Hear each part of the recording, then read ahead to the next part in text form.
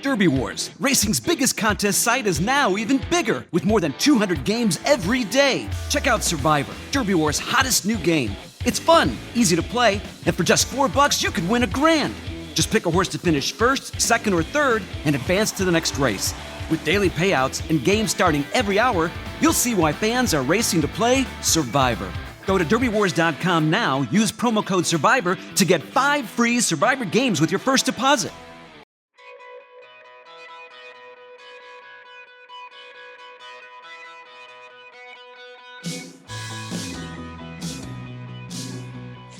Welcome to another edition of HorseCenter, everyone. As always, I am Brian Zipsey, and I have the distinct pleasure of being joined by my co-host back on the East Coast. That's Matt Schiffman. How are you today, Matt? I'm great, Brian. I finally dried out from our rain-soaked end to our Derby weekend. Got a little rain on the Derby. That's okay, Matt. It was a wonderful Derby, and I think the most important thing about Kentucky Derby 142 was that the best horse won. Matt, Nyquist did everything we could have asked of the unbeaten champion. Without question, Brian, and I was trying to think of a catchy phrase to summarize the Derby, and I came up with the only surprise in this year's Derby was that there were no surprises. Rain-kissed Nyquist. Or NyQuil, as Javier Castellano calls him. Nyquist was awesome, folks. He chased a fast pace. You know, Matt, one of the most impressive things for me on the long list of impressive things for this horse that seemed to struggle for respect month after month. Now he's 8 for 8. You could argue at this point in his career, he's the most accomplished Kentucky Derby winner ever. Grade 1 races, or at Secretariat, but Secretariat, of course, had a few losses along the way. Nyquist 8 for 8, grade 1s, knocking them down without too much trouble. The son of first crop sire Uncle Mo keeps doing it. One of the most impressive things for me was the first furlong or so. After breaking out sharply and getting to the early lead immediately, he was able to let Mario Gutierrez just pull him back, nudge him back a little bit, and watch Danzig Candy go out by himself. He didn't pressure himself. He didn't pressure too much in those fast early fractions. Yeah, it just seemed like every single race he adds another dimension to what he's doing. He has turned into a very, very professional, powerful racehorse. He does exactly what he needs to do. He in the Florida Derby, he went right to the lead and took it there. Here, he sits off it a little bit and has the powerful kick. He does what he needs to do, and in the end, he's got that quality that he's not letting anybody get past him. And I know you said, Brian, even though horses were coming, even though Exaggerator was coming, I think both of us feel like, I don't know if he would have ever gotten by, even if you add another furlong or more onto the race. Yeah, Matt, it can't be understated that intelligent horses have an advantage. Nyquist just seems to know what to do. He even let Gunrunner make the first move, which I think tactically was a very good move. And then as soon as Gunrunner went by, he got to the outside of Gunrunner. He stayed to the outside of Gunrunner and made his move. Tactically, it was perfect. Gunrunner's another horse who is a tactical dream. Always doing what he needs to do to forge to the lead at the top of the stretch. But it quickly became clear as they straightened out who was the better of the Nyquist-Gunrunner duel that briefly happened at the top of the stretch. Yeah, without question. Once Nyquist broke cleanly, I don't think there was any doubt that he was going to win the race. Well, I still had doubt, but folks, if you're looking for us to talk any concerns, any negatives, any suspicions against Nyquist moving forward to the Preakness or Belmont, you're probably going to be disappointed today, because Nyquist is just one of those horses I think that knows how to win. I've already seen people talk about the gallop out, how he wasn't ahead by the time they hit the first turn again. I don't care. He knows where the wire is. He was best. And I agree with Matt. As good a race as Exaggerator, and we haven't talked about Exaggerator yet.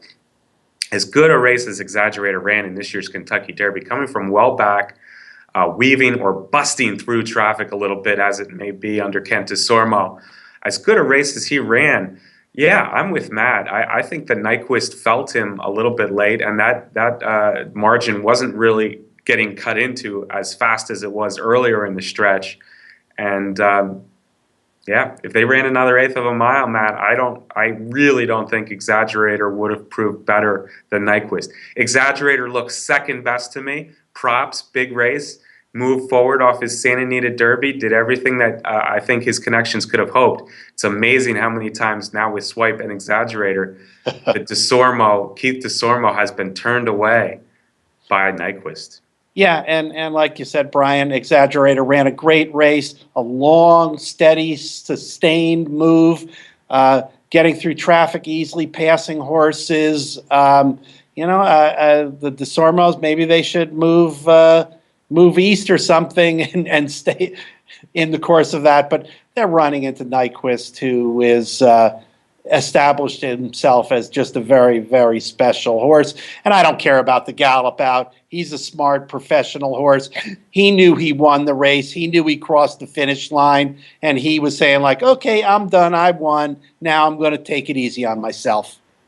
The length and a quarter winner ran the fastest Kentucky Derby. Matt, this is 2:01 and changes, the fastest Kentucky Derby in 13 years. He won by a length and a quarter, as I said. Exaggerator was far clear of second, more than 3 lengths ahead of a 3-way photo finish. Let's give some other props to horses who ran well. Gunrunner is what I thought he was, Matt.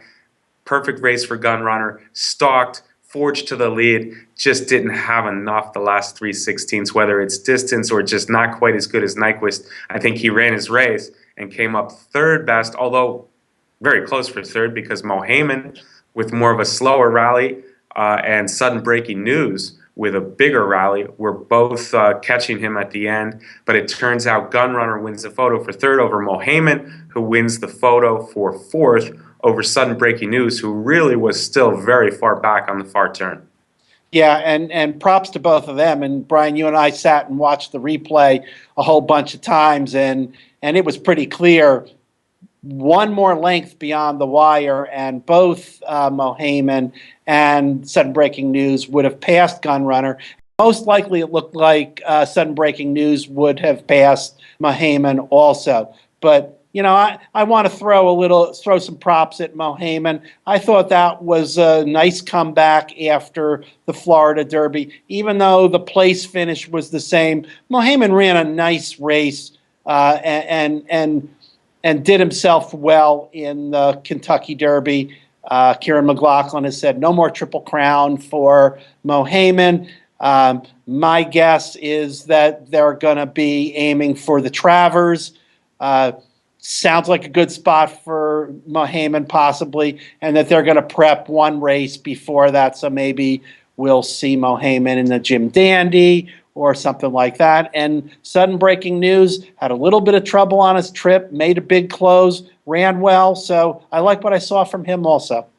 Yeah, Sudden Breaking News did have quite a bit of traffic around the way. He cleared out in the stretch, of course, and came flying. Sudden Breaking News.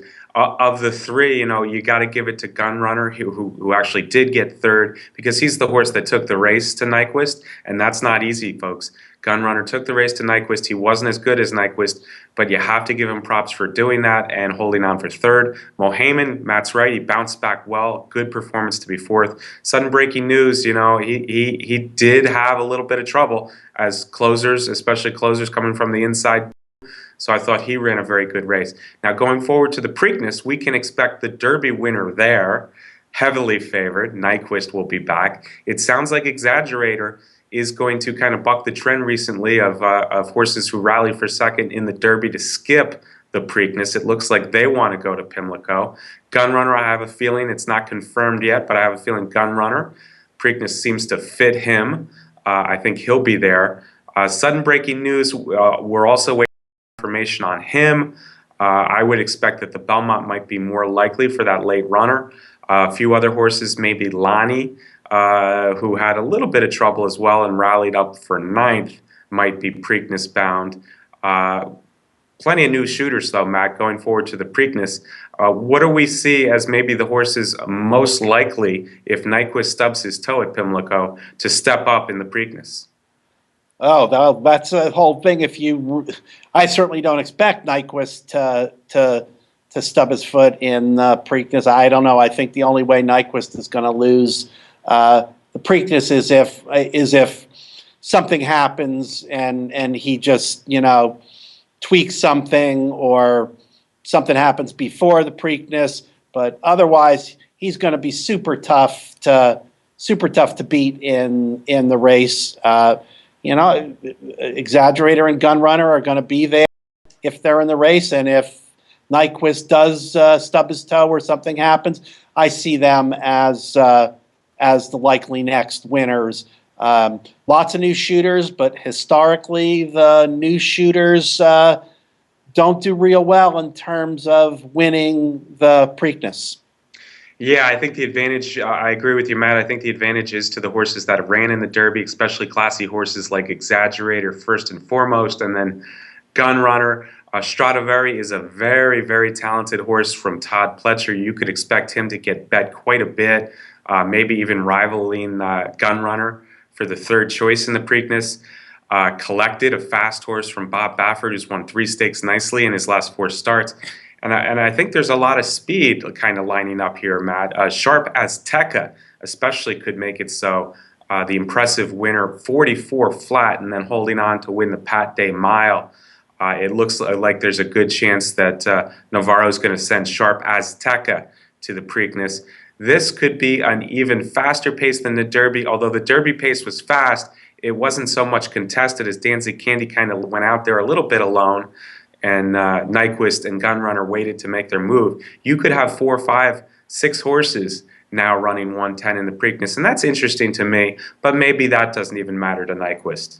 Yeah, don't forget to throw in the maiden Lauban from Eric Guillot, who, I mean, he is a maiden, but he's running a whole bunch of stakes already, as we know, and he's run well. He's another one that's going to be out on the front end, but, maybe at some point we might have worried about this with Nyquist, but I don't worry about it anymore. As we talked about earlier in the show, we know what's going to happen. They're going to make sure that he breaks smartly out of the gate and gets his feet under him, and at this point they'll be completely confident to let that speed go after each other, sit right off the pace in a nice stalking position, and take it from there. Yeah, Matt, I can't disagree with you. I could easily see if that pace does develop where it's contentious with several horses up front, Nyquist sitting maybe 5th, 6th, maybe even 7th early in what looks like it's going to be a pretty big Preakness field, 12, 13, 14 horses. So don't expect Nyquist to necessarily need to be part of that pace. He can come off a little bit, especially if it's too fast. Now, if it is very fast, if they are running fast 45s and 109s with a few horses up there, led maybe by Sharp Azteca, Lauban, as you mentioned, Stradivari, Collected, and the likes, Gunrunner not too far off. Maybe it does help a few ralliers. Cherry Wine is an interesting horse from Patio Prado. That'll be making his first Triple Crown start in the Preakness. Fellowship from the Marcassi barn was a little disappointing in the one-turn Pat Day Mile. But he'll be back in the Preakness. They kind of think of that just as a workout now, the Pat Day Mile. He wants 2 turns. And then, of course, don't forget about the Derby runner-up, Exaggerator. If they run 109 and change, it only makes Exaggerator all that more of a horse to watch out for, in my opinion, Matt. Without question. And I don't know, it sounds like if we're describing the race the way we are, that could set up for a duplicate finish, a Nyquist Exaggerator finish in the Preakness also. 1-2. I can't think of any other exacta I love in the Preakness moving forward. We still have a few wrinkles to iron out to find out exactly who will be in the field for sure.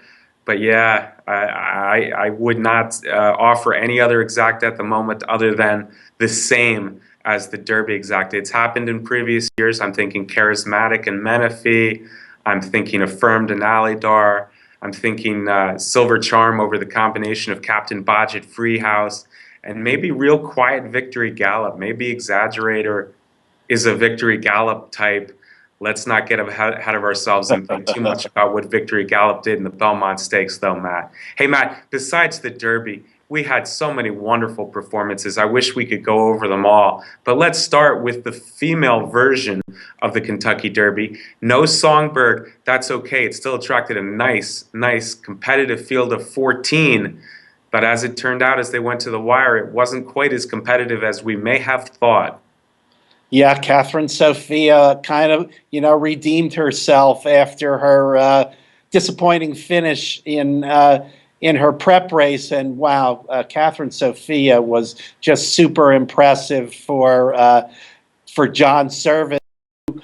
Completed the Kentucky Oaks Kentucky Derby trainer double.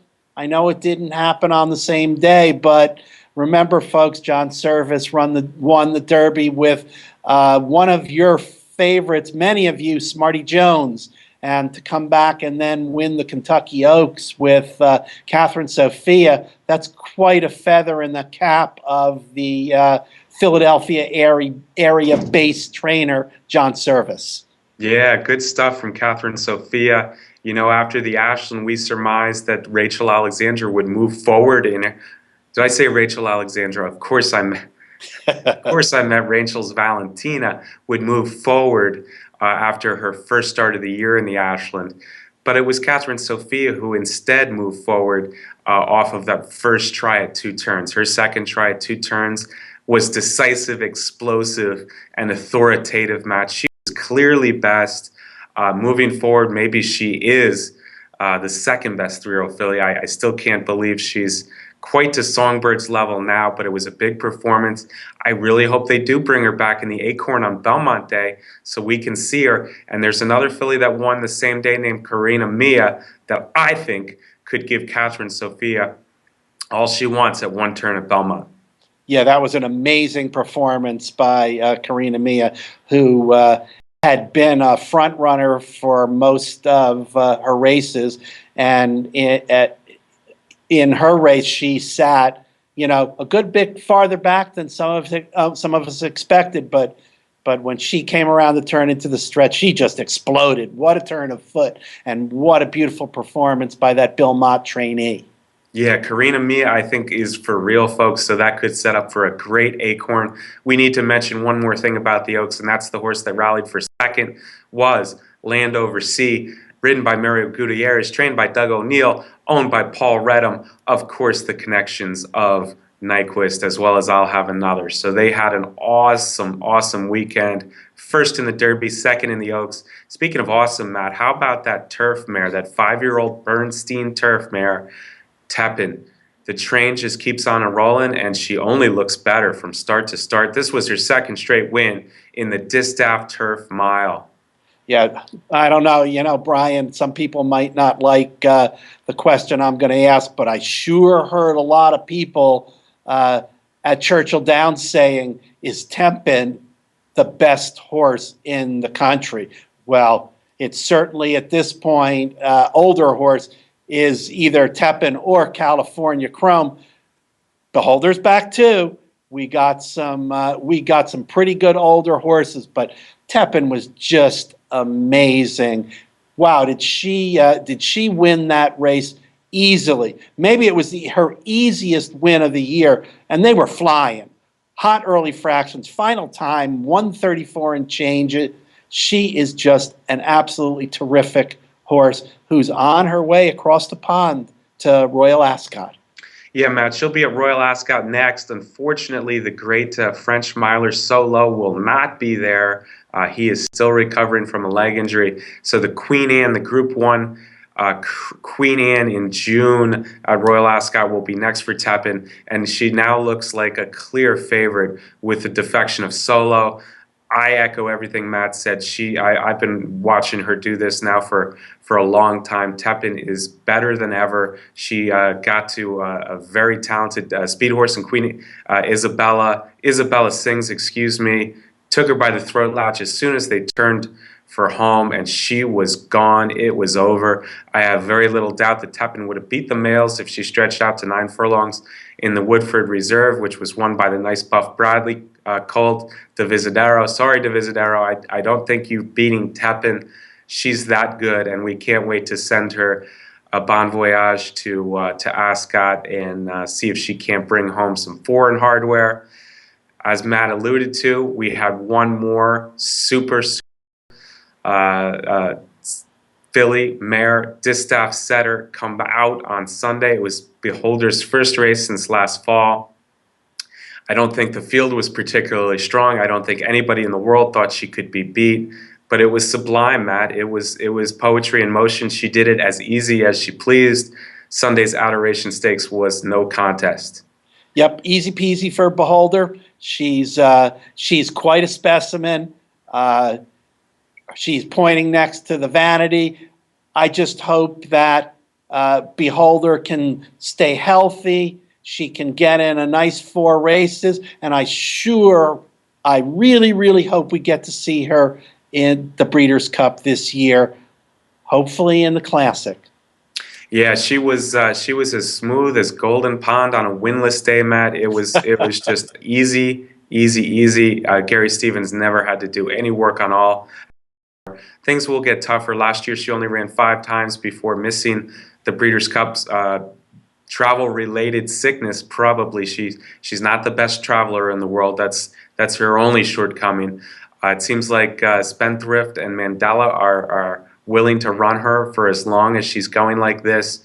Pacific Classic, Breeders' Cup Classic, look out, because this mare could beat anybody, and that includes Nyquist and California Chrome. Behold, is that good. It was a joy to see her win on Sunday, to see her back at the races doing her thing.